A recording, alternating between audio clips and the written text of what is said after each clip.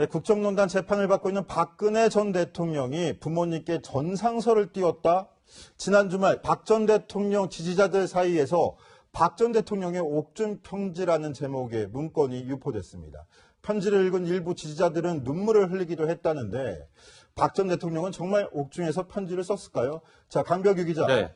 이거 제가 지금 취재하라고 시켰는데 옥중 편지 내용 어떤 내용인지 좀 설명 좀 우선해 주세요. 야, 저도 박근혜 전 대통령 지지자들에게 일일이 연락 돌리면서 네. 한번 그 원문을 좀 받아냈는데 그중에 첫 부분 소개해드립니다. 자, 우선 박근혜 전 대통령님이 옥중에서 쓴 글 이러면서 나오는데 이렇게 나옵니다. 사랑하는 어머니, 아버지, 못난 딸 그네가 옥중에서 인사드립니다로 시작합니다. 부모님 전상서 같이 시작이 되는데 A4용지 3분의 2 분량이라고 알려졌는데 제가 직접 인쇄를 해보니까 2장 정도 되더라고요. 그러니까 쉽게 쓰기도 좀 어려운 긴 글인데 그래서 박근혜 전 대통령이 직접 쓴 글인가 이렇게 좀 의심되는 부분이 있습니다. 이해를 돕기 위해서 편지 내용을 우리 기자에게 좀 음성 대역을 부탁해서 한번 재구성을 해봤는데요. 함께 들어보시죠. 어머니, 이제 그만 눈물을 거두세요. 어머니의 눈물은 모두 비가 되어 이 땅에 내려옵니다. 아버지, 불효여식은 도저히 아버지를 뵐 면목이 없네요. 아버지가 목숨을 던져 구한 이 나라를 지켜내지 못하고 저들에게 빼앗기고 말았습니다. 네, 편지 내용 듣는 동안 이수희 변호사 오셨습니다. 어서 오십시오. 네, 안녕하세요.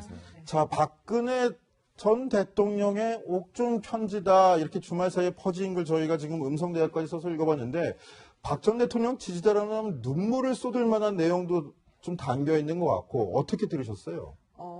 정말 제대로 지지자면 이게 진짜일까? 그래서 네. 의심이 먼저 들어야 될 것 같습니다. 왜냐하면 박 전 대통령의 평소의 그 어투라든가 아니면 그 자서전을 좀 몇 권 내셨잖아요. 그 내용을 보면 문체를 보면 이런 문체가 아니에요. 좀 이제 담백한 문체, 좀 강한 이런 느낌을 주는 그런 문체인데 이 뭐 옥중 서신은 뭐 그러니까 박근혜 전 대통령 옥중 편지라고 퍼진 이거는 굉장히 감성적이고 그리고 뭐 몇몇 단어들 뭐 탄핵 정변이니 뭐 이런 단어들이 박 전 대통령이 직접 쓴 편지라고 보기에는 좀 저는 처음 보고는 좀 의심스러웠고요. 그럼 이게 그러면 무슨 뭐 접견을 하면서 대필해서 나온 구술에서 대필해서 나온 편지일까? 그렇게 보기에는 또 뭐 그 유영하 변호사라든가 어떤 변호사들의 그 문투도 아니고 저는 뭐 여러 가지로 좀 아니다라는 생각이 좀 들었습니다. 자, 지금부터 이 옥중 편지라는 게 진짜인지 가짜인지 저희가 하나하나 지금 체크를 해가면서 따져볼 텐데요. 그러기 전에 편지 내용 조금 더 들어보고 한번 따져보도록 하시겠습니다. 아버지, 어머니, 이 원통하고 억울한 세월을 그나마 참고 견딜 수 있는 것은 고마운 제 친구들 덕분입니다. 탄핵 정변이 이 땅을 휩쓸고 지나갈 때에도 저들은 분연히 태극기를 들고 나와서 나의 결백을 외쳤고 나를 태운 호송버스가 지나가는 길목에 서서 태극기를 흔들며 절규하며 나에게 힘을 실어주었습니다. 자, 시청자 여러분들 들으셨을 텐데 지금 옥중 편지라는 곳에서 한번 보기에 좀 특이한 부분이 자, 이렇게 원통한 상황을 고마운 제 친구들 때문에 버틸 수 있었습니다라는 표현이 있습니다. 자, 이수희 변호사 들으시기에 박근혜 전 대통령이 친구라고 표현할 만한 대상이 있을까요? 여기 뭐 이제 그 태극기 집회나 뭐 이후 계속 그 법정에 응원을 오는 지지자들을 고마운 친구들이라고 표현을 했을까? 저는 결코 친구라고 표현을 하실 분은 아니라고 봐요. 그러니까 뭐 국민이라고 표현한다든가 아니면 동지 정도는 모르겠지만 이거를 친구라는 표현 그러니까 이런 것들이 이게 네. 직접 쓴 편지는 절대 아니겠다라는 생각을 하죠. 그러니까 그 뭐 전역 전 의원도 그렇게 뭐 말씀하고 많은 분들이 얘기하지만 박 전 대통령이 생각하는 거는 좀 이렇게 대단히 권위적인 사고로 좀 근대적인 사고로 국민과 뭐 이런 대통령의 관계를 보기 때문에 결코 친구라는 표현을 안 쓸 것 같습니다. 자, 이현수 기자. 네. 박근혜 전 대통령이 대표 시절부터 청와대 입성해서까지 이현수 기자가 마크맨을 하기도 했었는데 네. 그동안에 박근혜 전 대통령이 친구라는 표현을 쓰는 걸 들어본 적이 있어요?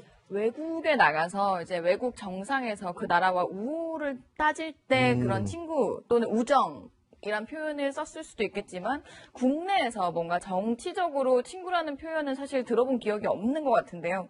게다가 뭐 친박계 의원들을 통해서 들어보면요, 이제 탄핵 국면에서 그 태극기 집회에 참석하는 그 지지자분들에게 매우 감사하다라는 뜻은 그 측근 의원들한테도 여러 번 피력을 했다라고 알려져 있긴 한데, 실제로 이런 뭐 친구라는 표현도 그렇지만 감사하다는 뜻을 이런 편지라는 형식을 썼을까? 그러니까 예전에 2월에 생각해 보시면 근해동산이라고 박근혜 전 대통령 팬클럽에서 네. 이제 편지를 모아서 박 전 대통령에게 전달을 했고 그 삼성동에 전달을 했고 그 박 전 대통령이 감사하다라는 답신을 받았다라는 게 기사화돼서 저희도 네네, 다룬 그랬었죠. 적이 있었는데요. 그러니까 그런 감사하다라는 뜻도 이렇게 뭔가 친필 이렇게 서신을 쓴다기보다는 이렇게 메시지를 통해서 전달하는 것이지, 박 전 대통령이 이런 옥중에서 편지를 써서 그것도 친구라는 표현으로 지지자들에게 이야기를 한다라는 건 박 전 대통령의 스타일과는 좀 맞지 않다. 이 편지는 좀 가짜가 아닐까라는 생각이 들었습니다.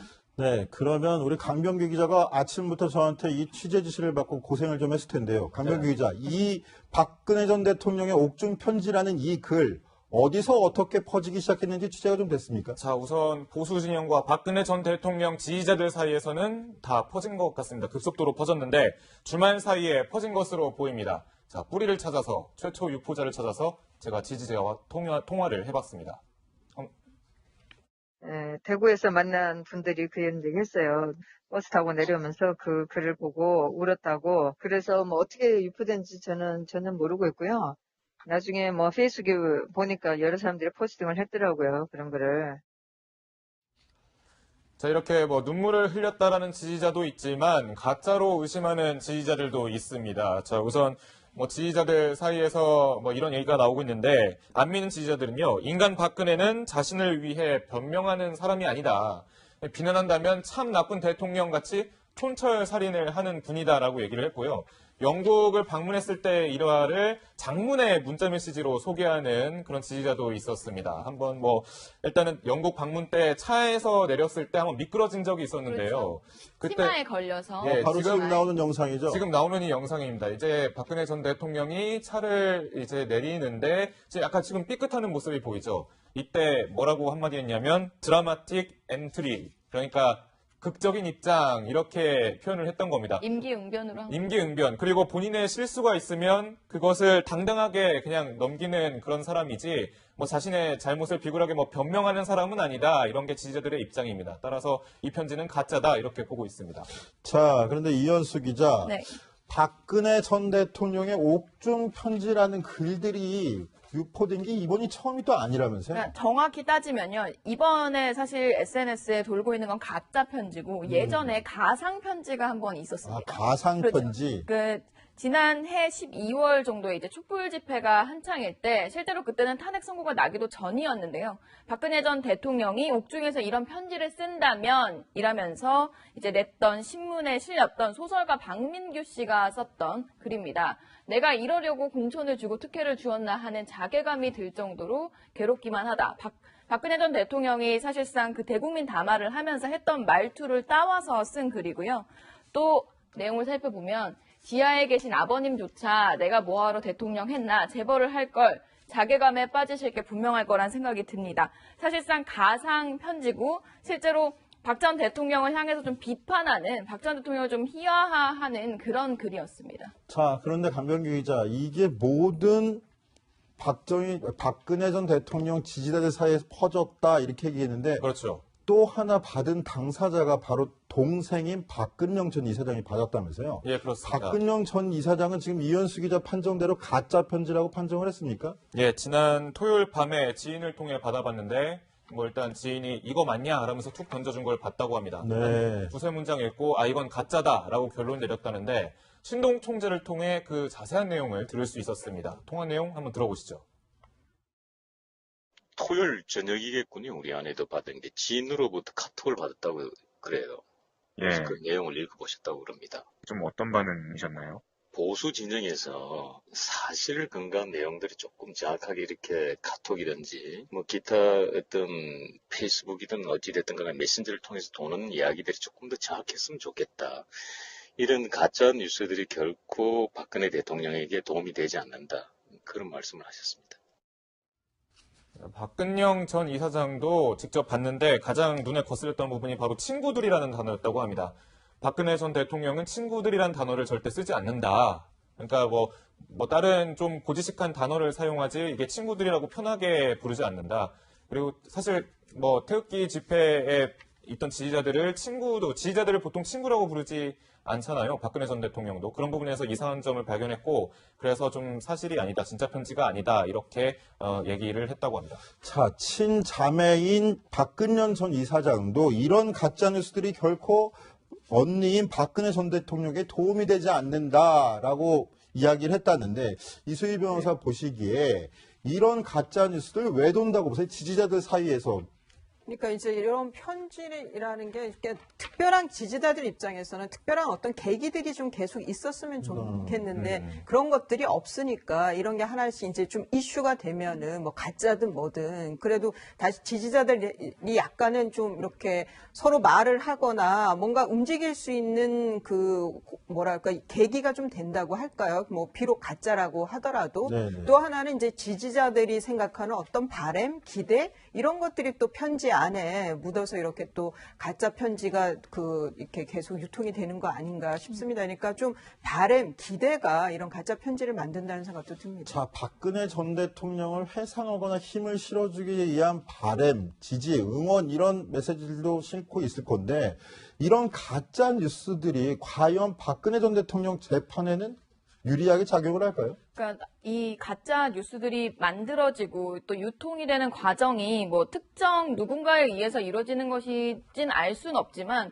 그러니까 지지자들 사이에서는 박 전 대통령들의 지지자들이 사실 재판 과정이 매우 길잖아요. 그 과정에서 좀 결속력을 높이는 용도가 아니냐 뭐 이런 관측들도 나오는데 재판이 진행되면 될수록 사실 박 전 대통령 지지자들이 이제 좀 많이 격렬해지고 있습니다. 분위기가 실제로 최근에 박영수 특검에게 물병을 던져서 논란이 됐던 그 50대 여성 같은 경우는 경찰이 구속영장을 청구하기도 했는데요. 그러니까 이 재판이 좀 종반으로 갈수록 뭐 밖에서 박 전 대통령을 지지하는 목소리 그리고 재판부를 향한 욕설 이런 목소리들이 커서 재판을 잠시 중단하고 이게 그 목소리를 좀 진정시키고 진행해야 할 정도다 보니까 재판부에게 좀 부담이 되지 않겠냐라는 관측도 나오고 있습니다. 변호사님은 실제로 그런 상황들이 좀 재판부에게 심리적인 영향을 미치나요? 아니요, 그러진 않을 거예요. 물론 이제 판결 후에 지금 1심 이제 조윤선 전 장관의 블랙리스트 선고 이후에 소위 말해서 신상 턴다 그러죠. 그 재판부들의 신상이 털리기도 하고 했는데 그런 것들이 좀 심리적으로 어떤 좀 부담은 될 수 있지만 그게 판결에까지 영향을 미치겠느냐 그런 생각을 하는데 문제는 저는 이제 뇌물죄의 경우에 이재용 부회장하고 박근혜 전 대통령이 관련되어 있는 그 뇌물죄의 경우에 이게 유무죄를 만에 유죄를 그 심증이라고 했을 때 유죄 선고하는 데는 부담이 없겠지만 무죄 심증이라고 했을 때 무죄를 선고하면 이후에 어떤 변화에 대한 영향에 대한 그런 부담은 있을 것 같습니다. 그게 심리적인 부담하고는 또 다른 문제인 거죠. 그런 면에서 재판부가 상당히 부담을 느끼고 역사적인 책무감 이외에 굉장한 스트레스를 받지 않을까 싶습니다. 자, 우리 기자들도 이런 가짜뉴스 잘 걸러서 전해드리는 것도 굉장히 중요할 것 같습니다. 네. 자, 이번에는 분위기를 좀 바꿔가지고 정치데스크에 들어온 제보 하나 소개해드리려고 합니다. 최근 영화 택시 운전사의 흥행으로 덩달아 주목받는 인물이죠. 바로 전두환 전 대통령 주변 인물인데 바로 그 며느리인 탤런트 박상아 씨가 네. 지난 주말에 남대문 시장에서 목격됐다라는 목격담이 들어왔다는 거죠? 네, 저희가 사진 한 장을 제보받았습니다. 지금 화면에 나가는 모습인데요.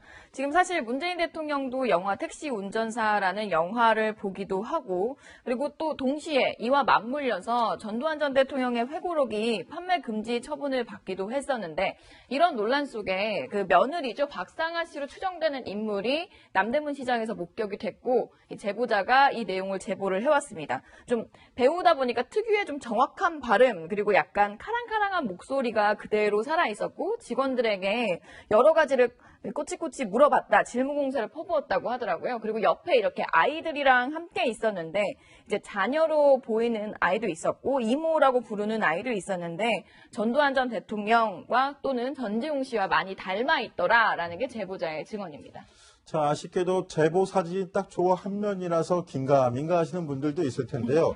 사실은 저 제보자가 박상한 씨의 원체 팬이라서 그 목소리를 정확하게 보고 얼굴도 정확하게 인식해서 제보를 해줬는데 이수희 변호사 보시기에 박상아 씨랑 남대문 시장이랑 조합이 좀 연관성이 느껴지십니까? 그러니까요. 이게 네. 지금 박상아 씨가 이제 미국에서도 상당한 재산을 갖고 있는 걸로 그렇게 이제 알려져 있는데 남대문 시장이라면 보통 저렴한 뭐 아동복이나 이런 걸 살 때 가는 곳인데 뭔가 안 맞기는 하지만 글쎄 또 한편으로 생각하면 남편이 지금 벌금 40억을 못 내서 지금 2년 8개월 그 노역장 유치를 당했거든요.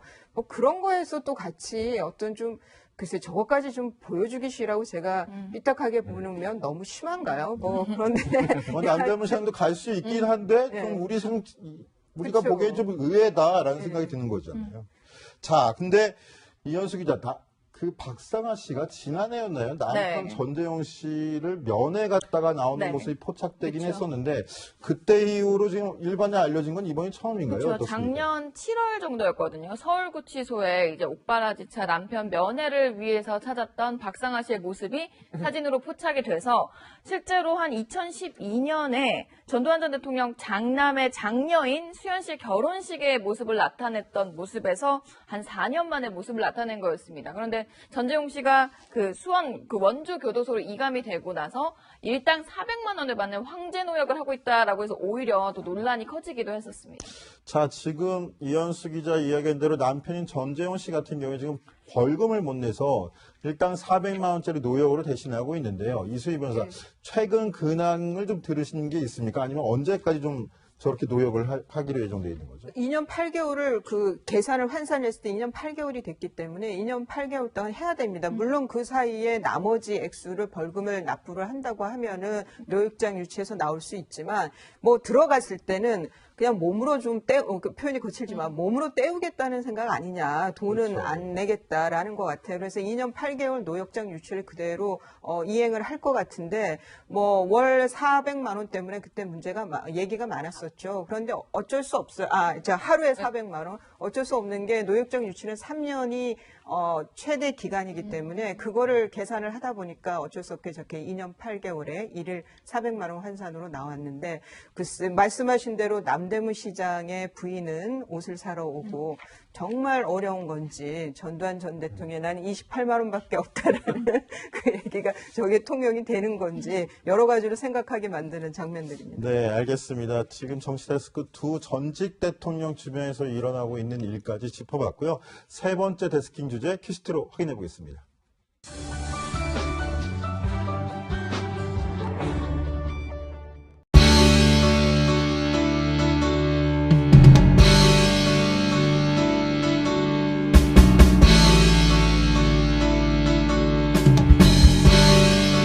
그러면 우리 강병규 기자가 아침부터 저한테 이 취재 지시를 받고 고생을 좀 했을 텐데요. 강병규 기자, 이 박근혜 전 대통령의 옥중 편지라는 이 글 어디서 어떻게 퍼지기 시작했는지 취재가 좀 됐습니까? 자, 우선 보수 진영과 박근혜 전 대통령 지지자들 사이에서는 다 퍼진 것 같습니다. 급속도로 퍼졌는데 주말 사이에 퍼진 것으로 보입니다. 자, 뿌리를 찾아서 최초 유포자를 찾아서 제가 지지자와 통화를 해봤습니다.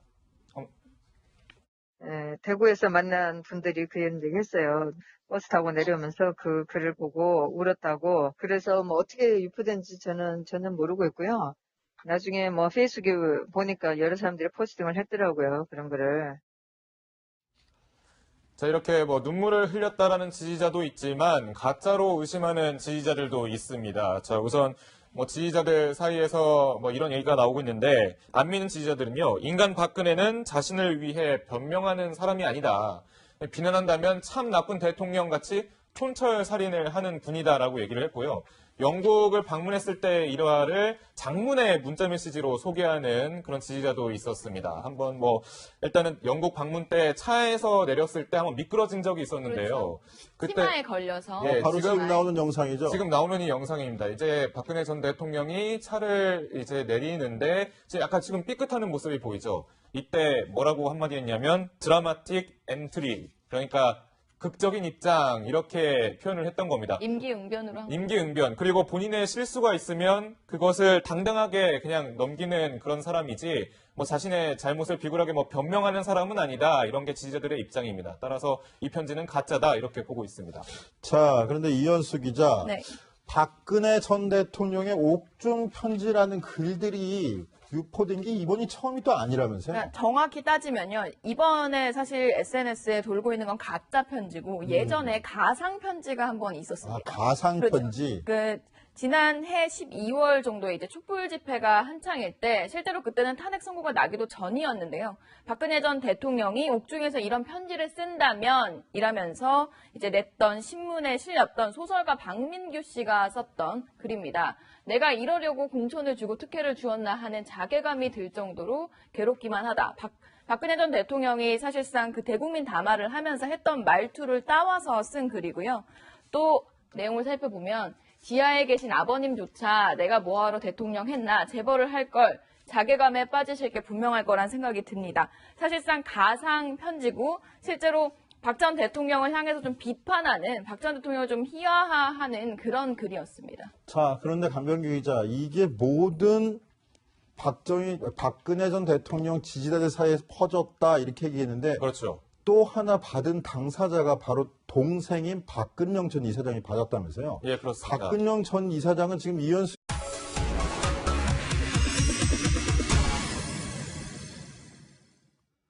네, 국정농단 재판을 받고 있는 박근혜 전 대통령이 부모님께 전상서를 띄웠다. 지난 주말 박 전 대통령 지지자들 사이에서 박 전 대통령의 옥중 편지라는 제목의 문건이 유포됐습니다.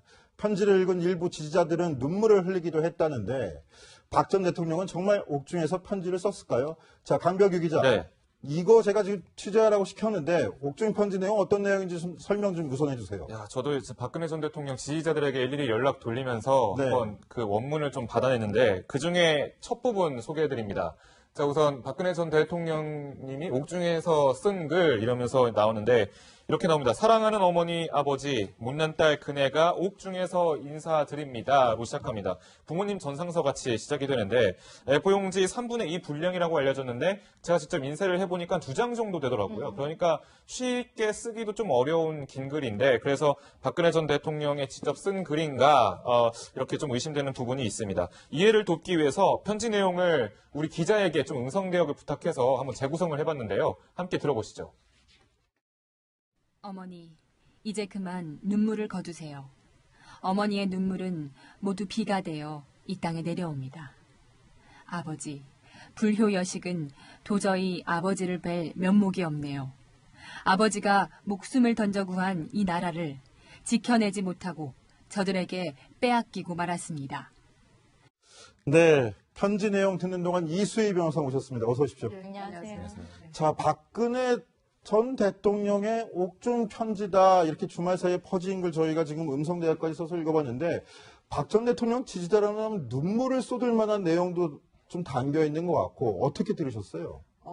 정말 제대로 지지자면 이게 진짜일까? 그래서 네. 의심이 먼저 들어야 될 것 같습니다. 왜냐하면 박 전 대통령의 평소의 그 어투라든가 아니면 그 자서전을 좀 몇 권 내셨잖아요. 그 내용을 보면 문체를 보면 이런 문체가 아니에요. 좀 이제 담백한 문체, 좀 강한 이런 느낌을 주는 그런 문체인데 이 옥중 서신은 그러니까 박근혜 전 대통령 옥중 편지라고 퍼진 이거는 굉장히 감성적이고 그리고 몇몇 단어들 탄핵 정변이니 이런 단어들이 박 전 대통령이 직접 쓴 편지라고 보기에는 좀 저는 처음 보고는 좀 의심스러웠고요. 그럼 이게 그러면 무슨 접견을 하면서 대필해서 나온 구술에서 대필해서 나온 편지일까? 그렇게 보기에는 또 그 유영아 변호사라든가 어떤 변호사들의 그 문투도 아니고 저는 여러 가지로 좀 아니다라는 생각이 좀 들었습니다. 자, 지금부터 이 옥중 편지라는 게 진짜인지 가짜인지 저희가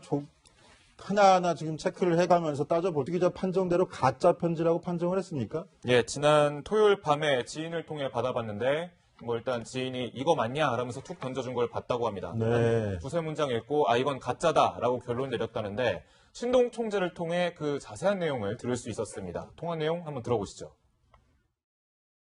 토요일 저녁이겠군요. 우리 아내도 받은 게 지인으로부터 카톡을 받았다고 그래요. 그래서 예, 그 내용을 읽어보셨다고 그럽니다. 좀 어떤 반응이셨나요? 보수 진영에서 사실 근거한 내용들이 조금 정확하게 이렇게 카톡이든지 뭐 기타 어떤 페이스북이든 어찌됐든 간에 메신저를 통해서 도는 이야기들이 조금 더 정확했으면 좋겠다. 이런 가짜 뉴스들이 결코 박근혜 대통령에게 도움이 되지 않는다. 그런 말씀을 하셨습니다. 박근영 전 이사장도 직접 봤는데 가장 눈에 거슬렸던 부분이 바로 친구들이라는 단어였다고 합니다.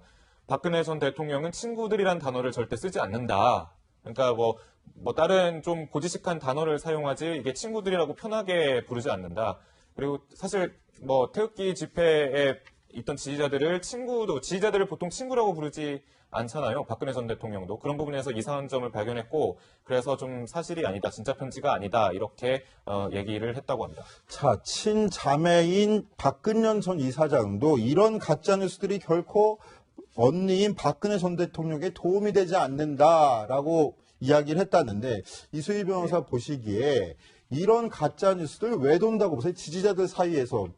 그러니까 이제 이런 편지라는 게 이렇게 특별한 지지자들 입장에서는 특별한 어떤 계기들이 좀 계속 있었으면 좋겠는데 그런 것들이 없으니까 이런 게 하나씩 이제 좀 이슈가 되면은 뭐 가짜든 뭐든 그래도 다시 지지자들이 약간은 좀 이렇게 서로 말을 하거나 뭔가 움직일 수 있는 그 뭐랄까 계기가 좀 된다고 할까요? 뭐 비록 가짜라고 하더라도 네네. 또 하나는 이제 지지자들이 생각하는 어떤 바람, 기대 이런 것들이 또 편지 안에 묻어서 이렇게 또 가짜 편지가 이렇게 계속 유통이 되는 거 아닌가 싶습니다. 그러니까 좀 바람, 기대가 이런 가짜 편지를 만든다는 생각도 듭니다. 자, 박근혜 전 대통령을 회상하거나 힘을 실어주기 위한 바람, 지지, 응원 이런 메시지들도 싣고 있을 건데 이런 가짜 뉴스들이 과연 박근혜 전 대통령 재판에는 유리하게 작용을 할까요? 그러니까 이 가짜 뉴스들이 만들어지고 또 유통이 되는 과정이 뭐 특정 누군가에 의해서 이루어지는 것이진 알 수는 없지만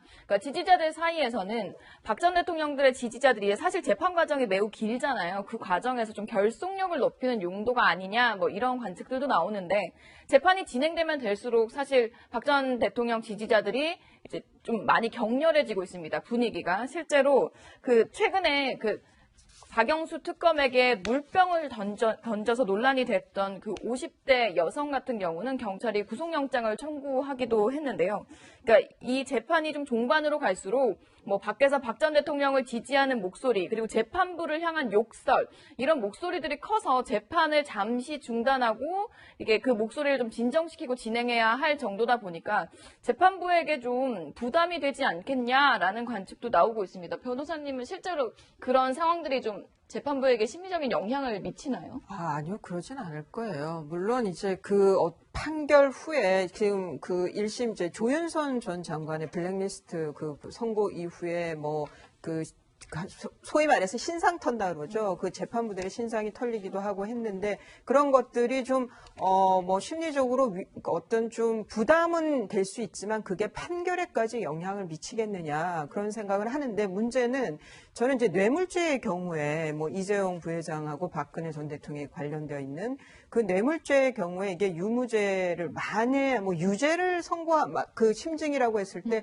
유죄 선고하는 데는 부담이 없겠지만 무죄 심증이라고 했을 때 무죄를 선고하면 이후에 어떤 변화에 대한 영향에 대한 그런 부담은 있을 것 같습니다. 그게 심리적인 부담하고는 또 다른 문제인 거죠. 그런 면에서 재판부가 상당히 부담을 느끼고 역사적인 책무감 이외에 굉장한 스트레스를 받지 않을까 싶습니다. 자, 우리 기자들도 이런 가짜뉴스 잘 걸러서 전해드리는 것도 굉장히 중요할 것 같습니다. 네. 자, 이번에는 분위기를 좀 바꿔가지고 정치데스크에 들어온 제보 하나 소개해드리려고 합니다. 최근 영화 택시 운전사의 흥행으로 덩달아 주목받는 인물이죠. 바로 전두환 전 대통령 주변 인물인데 바로 그 며느리인 탤런트 박상아 씨가 지난 주말에 남대문 시장에서 목격됐다라는 목격담이 들어왔다는 거죠? 네, 저희가 사진 한 장을 제보받았습니다. 지금 화면에 나가는 모습인데요. 지금 사실 문재인 대통령도 영화 택시 운전사라는 영화를 보기도 하고, 그리고 또 동시에 이와 맞물려서 전두환 전 대통령의 회고록이 판매 금지 처분을 받기도 했었는데, 이런 논란 속에 그 며느리죠, 박상아 씨로 추정되는 인물이 남대문 시장에서 목격이 됐고, 이 제보자가 이 내용을 제보를 해왔습니다. 좀 배우다 보니까 특유의 좀 정확한 발음, 그리고 약간 카랑카랑한 목소리가 그대로 살아있었고, 직원들에게 여러 가지를 꼬치꼬치 물어봤다, 질문 공세를 퍼부었다고 하더라고요. 그리고 옆에 이렇게 아이들이랑 함께 있었는데, 이제 자녀로 보이는 아이도 있었고, 이모라고 부르는 아이도 있었는데, 전두환 전 대통령과 또는 전재용 씨와 많이 닮아 있더라라는 게 제보자의 증언입니다. 자, 아쉽게도 제보 사진이 딱 조화 한 면이라서 긴가민가 하시는 분들도 있을 텐데요. 사실은 저 제보자가 박상환 씨의 원체 팬이라서 그 목소리를 정확하게 보고 얼굴도 정확하게 인식해서 제보를 해줬는데 이수희 변호사 보시기에 박상아 씨랑 남대문 시장이랑 조합이 좀 연관성이 느껴지십니까? 그러니까요. 이게 네. 지금 박상아 씨가 이제 텐데요. 그러기 전에 편지 내용 조금 더 들어보고 한번 따져보도록 하시겠습니다. 아버지, 어머니, 이 원통하고 억울한 세월을 그나마 참고 견딜 수 있는 것은 고마운 제 친구들 덕분입니다. 탄핵 정변이 이 땅을 휩쓸고 지나갈 때에도 저들은 분연히 태극기를 들고 나와서 나의 결백을 외쳤고, 나를 태운 호송버스가 지나가는 길목에 서서 태극기를 흔들며 절규하며 나에게 힘을 실어주었습니다. 자, 시청자 여러분들 들으셨을 텐데 지금 옥중 편지라는 곳에서 한번 보기에 좀 특이한 부분이, 자, 이렇게 원통한 상황을 고마운 제 친구들 때문에 버틸 수 있었습니다라는 표현이 있습니다. 자, 이수희 변호사 들으시기에 박근혜 전 대통령이 친구라고 표현할 만한 대상이 있을까요? 그 여기 뭐 이제 그 태극기 집회나 뭐 이후 계속 그 법정에 응원을 오는 지지자들을 고마운 친구들이라고 표현을 했을까? 저는 결코 친구라고 표현하실 분은 아니라고 봐요. 그러니까 뭐 국민이라고 표현한다든가 아니면 동지 정도는 모르겠지만 이거를 친구라는 표현 그러니까 요런 것들이 이게 네. 직접 쓴 편지는 절대 아니겠다라는 생각을 하죠. 그러니까 그 뭐 전역 전 의원도 그렇게 뭐 말씀하고 많은 분들이 얘기하지만 박 전 대통령이 생각하는 거는 좀 이렇게 대단히 권위적인 사고로 좀 근대적인 사고로 국민과 뭐 이런 대통령의 관계를 보기 때문에 결코 친구라는 표현을 안 쓸 것 같습니다. 자, 이현수 기자. 네. 박근혜 전 대통령이 대표 시절부터 청와대 입성해서까지 이현수 기자가 마크맨을 하기도 했었는데 네. 그동안에 박근혜 전 대통령이 친구라는 표현을 쓰는 걸 들어본 적이 있어요? 외국에 나가서 이제 외국 정상에서 그 나라와 우호를 따질 때 그런 친구 또는 우정 이란 표현을 썼을 수도 있겠지만 국내에서 뭔가 정치적으로 친구라는 표현은 사실 들어본 기억이 없는 것 같은데요. 게다가 뭐 친박계 의원들을 통해서 들어보면요, 이제 탄핵 국면에서 그 태극기 집회에 참석하는 그 지지자분들에게 매우 감사하다라는 뜻은 그 측근 의원들한테도 여러 번 피력을 했다라고 알려져 있긴 한데, 실제로 이런 뭐 친구라는 표현도 그렇지만 감사하다는 뜻을 이런 편지라는 형식을 썼을까? 그러니까 예전에 2월에 생각해 보시면 근해동산이라고 박근혜 전 대통령 팬클럽에서 네. 이제 편지를 모아서 박 전 대통령에게 전달을 했고 그 삼성동에 전달을 했고 그 박 전 대통령이 감사하다라는 답신을 받았다라는 게 기사화가 돼서 저희도 네네, 다룬 그랬었죠. 적이 있었는데요. 그러니까 그런 감사하다라는 뜻도 이렇게 뭔가 친필 이렇게 서신을 쓴다기보다는 이렇게 메시지를 통해서 전달하는 것이지, 박 전 대통령이 이런 옥중에서 편지를 써서 그것도 친구라는 표현으로 지지자들에게 이야기를 한다라는 건 박 전 대통령의 스타일과는 좀 맞지 않다. 이 편지는 좀 가짜가 아닐까라는 생각이 들었습니다. 네, 그런